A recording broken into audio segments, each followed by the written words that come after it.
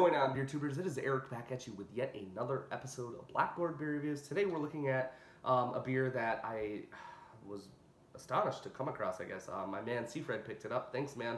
I sent some funds over and he just snagged it for me. This is barrel-aged Abyss in Brandy Barrels. Last year I filmed variants of the cognac and rye, and they got lost somewhere, aka they were too poor resolution to put on YouTube. If you guys want to see those, I will ask John if he still has them on a memory card and we can upload them. But this is the 2016 vintage, Brandy Barrel Aged for a full year. So it's an Imperial Stout, it's Abyss from Deschutes. Blackstrap molasses, licorice, cherry bark, whole vanilla beans. I don't remember whole vanilla beans being in there. This pours out a pitch fucking black with a tiny pinky's worth of khaki foam. Big alcohol legs, clocking at 13% alcohol by volume. Solo dome on fleek, let's go. We'll dive into the nose a little closer. I'm getting a ton of like this brown sugar, raisin and date and fig, dark fruit character coming through. A little bit of this baker's cocoa.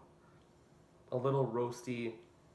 Vanilla's definitely coming through. I don't know if from barrel and or vanilla bean or either or, but the vanilla's there. That brown sugar is amazing, and I do get some of the molasses. It's nice. And then yeah, just tons of that like brandy barrel character. Like brandy is so rich and so complex. If you've ever poured a little bit in a snifter and just kind of smelled it and warmed it over the course of an hour or two, it's one of my favorite liquors or spirits to indulge in around the holidays. So if I don't have bourbon, which is never, but honestly, yeah, nice cocoa, nice vanilla, brown sugar, even like a twinge of maple. I could be smelling the brunch bottle. Hard to say. Seriously, that bottle is wafting maple syrup into the air. I'm not even kidding. But yeah, nice. Those dark fruit resonating, almost red wine-ish characters smell really, really, really, really good. So let's taste it. Cheers.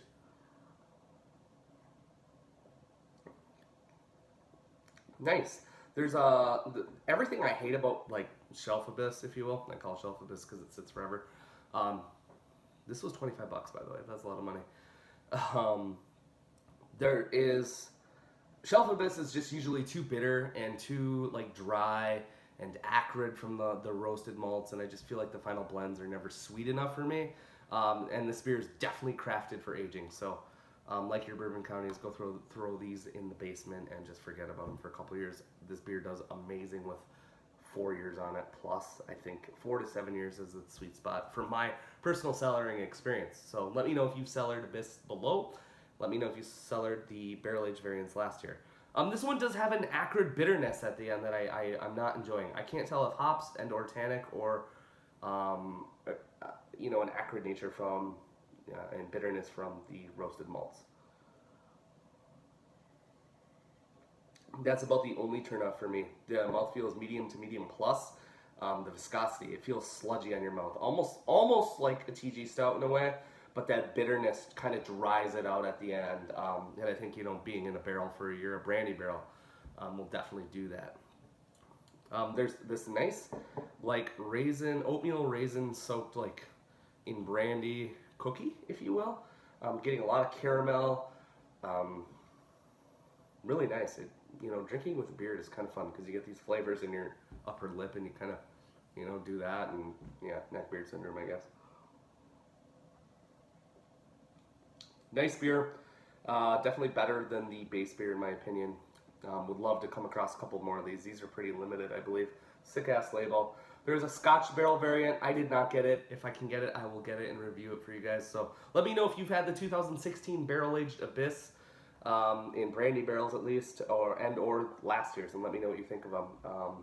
Do they live up to the price? I mean, it's over $1 an ounce, so we're getting into that category. It's not $100 an ounce like KBBS, but yeah, it gets expensive. It's kind of like a Surly beer in a way, but I feel like it eclipses a lot of the hype around these beers. This is really, really fucking good.